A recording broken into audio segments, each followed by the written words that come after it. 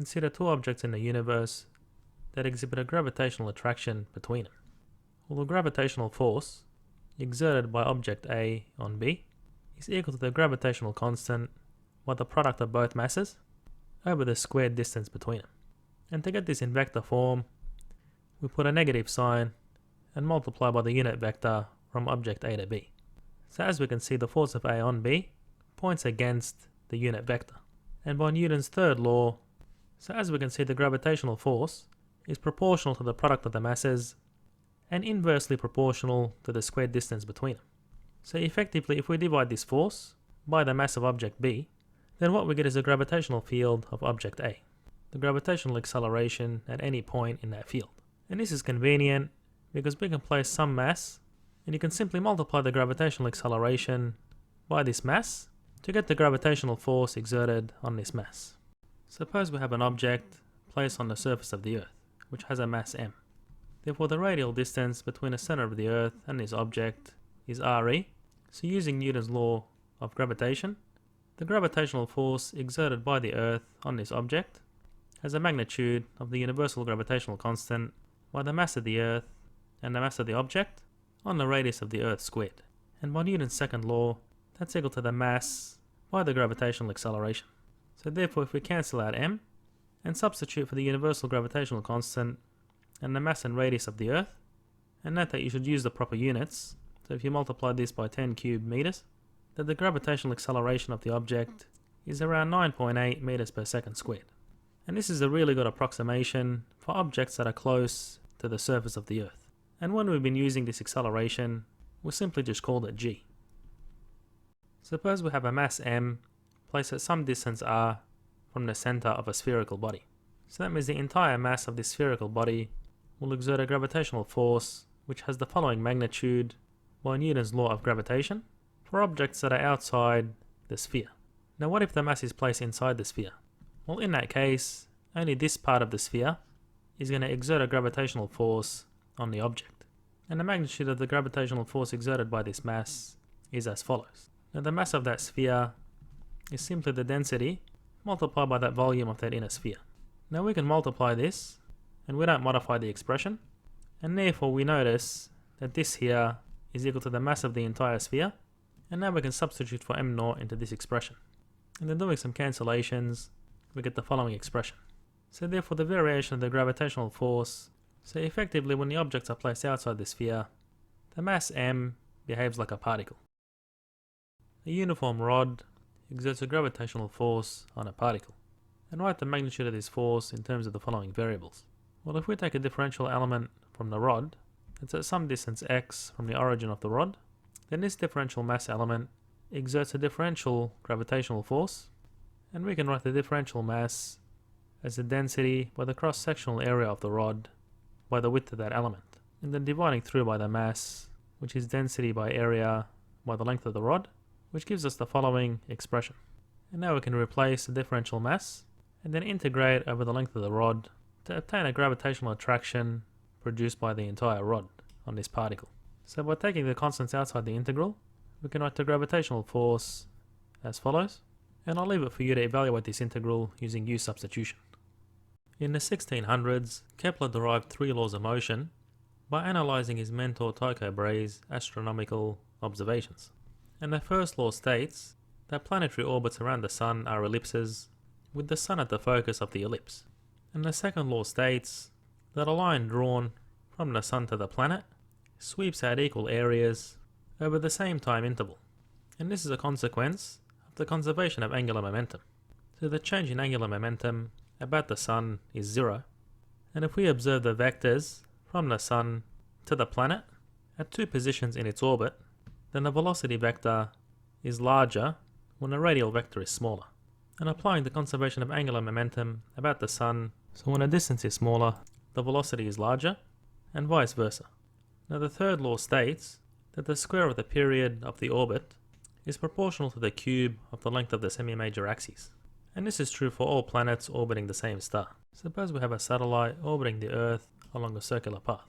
Then by Newton's second law, the gravitational force provides the centripetal acceleration, and therefore we can write the speed of the satellite as follows, which is inversely proportional to the square root of the distance r. Now if we consider the period of the satellite's orbit, and because here we're looking at a circular orbit, the angular frequency is equivalent to the magnitude of the angular velocity, substituting for omega, and from this you can substitute for the speed of the orbit,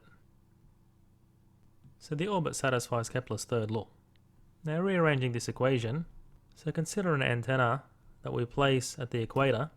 Well, we can ensure that this antenna always faces the satellite by synchronizing the satellite's orbit with the rotation of the Earth, which is what we call a geosynchronous orbit. And we can ensure this by setting the period of the orbit to be the period of the rotation of the Earth, which is 24 hours. A satellite orbits the Earth at a constant speed, and we're asked to verify that the orbit obeys Kepler's second and third laws. Well, for Kepler's second law, which is a statement of the conservation of angular momentum, given that the speed is constant and it's a circular orbit, then the angular momentum is also constant. And that's Kepler's second law. Now for Kepler's third law, we're going to apply Newton's second law, which says that the gravitational force exerted on a satellite provides a centripetal acceleration to keep it in its orbit. And recall that the period of the orbit is 2 pi on the angular frequency, where the angular frequency is equivalent to the magnitude of the angular velocity because it's a circular orbit. And the angular velocity is related to the speed of the satellite. So we can rewrite the period as follows. And then if you do some algebra and substitute for the speed, you'd get the following expression. So given that this ratio is constant, then the orbit obeys Kepler's third law. A satellite orbits the Earth at a constant speed, and we're asked to determine the altitude and speed of the satellite such that an antenna placed at a fixed point on the Earth's equator will always face it. And we're given the mass and radius of the Earth and a universal gravitational constant.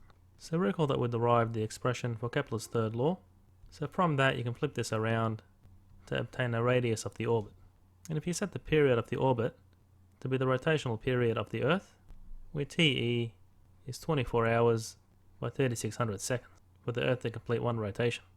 And then substituting the given values, you'll be able to obtain the radius of the orbit, and then the altitude is simply the radius of the orbit minus the radius of the Earth. And we've also derived the speed of the satellite using Newton's second law, and the given values in the problem, you'll be able to determine the speed of the satellite. So effectively this speed and altitude will result in a geosynchronous orbit. Here is an example of astronomical data that Kepler used to prove his third law, which states that the ratio of the period of an orbit to the cube of the length of the semi-major axes is constant for planets orbiting the same star. So in this case, the planets are orbiting the Sun. And here we have units of days for the period and astronomical units for the lengths of the semi-major axes of the elliptical orbits of the planets, using the Earth as the reference. So one astronomical unit is 150 million kilometers. And Newton would later use these observations to show that the gravitational force is inversely proportional to the square of the radial distance from the planet to the Sun.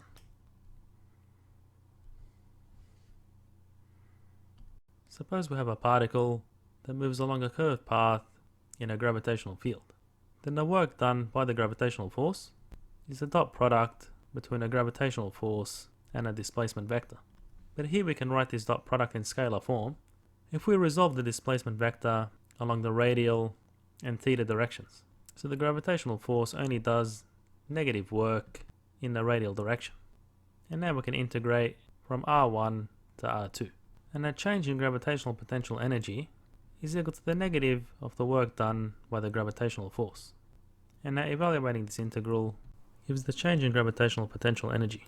So for example, if R2 is greater than R1, then we get a negative result in a bracket, and therefore a positive change in potential energy, because an external agent is doing work against the gravitational field.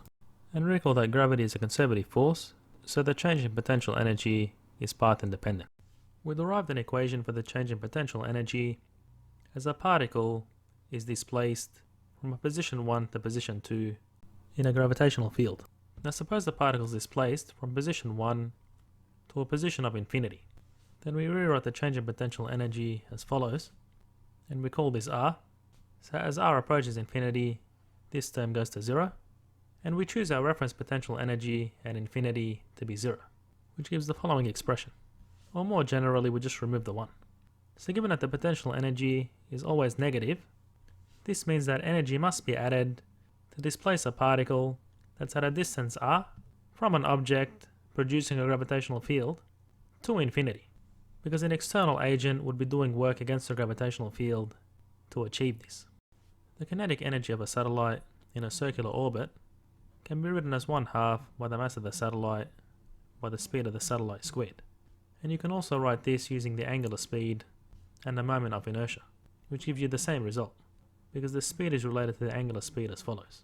Now, using Newton's second law, the gravitational force provides a centripetal acceleration, and doing some cancellations, we can write the speed of the satellite as follows. And if we substitute this in the kinetic energy expression, we can write the kinetic energy of the orbit as follows. So given the speed of the satellite is inversely proportional to the square root of the radius of the orbit, then it makes sense that the kinetic energy is inversely proportional to the radius of the orbit. The total mechanical energy of a satellite orbit around the Earth is the sum of the kinetic energy and the potential energy. And we derive the kinetic energy as follows. And using our reference point at infinity, the potential energy can also be written as follows. So therefore the total mechanical energy of the orbit can be written as follows, and is inversely proportional to the radius of the orbit, and it's equal to 1/2 of the potential energy, and always less than 0. We can find the escape speed of a rocket fired from the surface of the Earth, which is the minimum speed required to escape the gravitational field. And in an ideal non-orbiting case like this, we can apply the conservation of mechanical energy, where the sum of the initial kinetic and potential energies is equal to the final mechanical energy. So because we want to find the escape speed, which is the minimum speed to escape the gravitational field, then we set the speed at infinity to be 0, and therefore the final kinetic energy is 0. And we also took our reference potential energy at infinity to be 0. The kinetic energy can be written as follows, and the potential energy as follows. And now we can solve for the escape speed. A ball is dropped in a frictionless tunnel, which is dug below the surface of the Earth. Well, the work done by the gravitational force is equal to the negative of the integral of the force over the radius. And we assume R1 is less than R2, so the gravitational force does negative work. And given that the ball's below the surface of the Earth, the gravitational force varies linearly, as we've derived previously. And if you evaluate this integral, and the change in gravitational potential energy is the negative of the work done by the gravitational force. And in our case here, the ball starts from the radius of the Earth and ends up at B. Now part B asks us to derive an equation for the speed of the ball, while using the conservation of energy. So from this expression, and that's equal to the change in kinetic energy. And because the ball's dropped from rest, then you can substitute this expression and solve for V. And I'll leave it for you to do part C. We are asked to find the point where the speed of the ball is at a maximum. Consider an elliptical orbit for a planet around the Sun. Well, the point in the orbit closest to the Sun is perihelion, and the point farthest from the Sun is aphelion. So by the conservation of momentum, the velocity at aphelion is smaller than the velocity at perihelion. And energy is conserved because you only have one conservative force, so therefore the energy at perihelion is the sum of the kinetic and the potential energies, and this is the same as the energy at aphelion. And then from the conservation of angular momentum, we can substitute for the velocities, and then subtracting the second equation from the first, then doing a bit of algebra, and therefore L squared on 2m can be written as follows. And we can factor out L squared and m in this expression, and then substitute for L squared on 2m, and then if you do some algebra, you'll be able to write the total mechanical energy, and Ra plus Rp is equal to the length of the major axes of the ellipse. Let's derive Newton's second law in polar coordinates. So suppose we have a particle that moves from one position to another in some infinitesimal time interval dt. Well, the position of the particle can always be described using the radial distance from the pole, and if we differentiate this with respect to time, we get the velocity of the particle. And here the unit vector r changes direction to r dash, and therefore by vector addition, this distance is dr. And this angle between those vectors is d theta, So we can rewrite dr as follows, where dr is in the theta direction, and then dividing through by dt, and if we differentiate the velocity with respect to time, we get the acceleration. So we already had an expression for dr dt, and d theta dt can be obtained in a similar way. And now we can group the terms in the radial and theta directions. And now we can write Newton's second law in both directions. Let's show that energy is conserved in an elliptical orbit. So the total mechanical energy is 1/2 by the mass by the speed squared, then plus the change in gravitational potential energy. We'll use the reference at infinity, so evaluating the dot product, and then we can differentiate the energy with respect to time. And then group the first two terms together, while factoring out the radial velocity, and then using the acceleration as a guide, we can rewrite this term as follows. And then grouping this term with the first one, then we can group this term with this one. So we factor out mr theta dot to get the expression in this form. And finally we can group the gravitational term with this term, and take the mass inside the bracket for this expression. So this is the acceleration in the radial direction, and this is the acceleration in the theta direction. So by Newton's second law, this expression is 0, and so is this expression. So therefore energy is conserved in an elliptical orbit.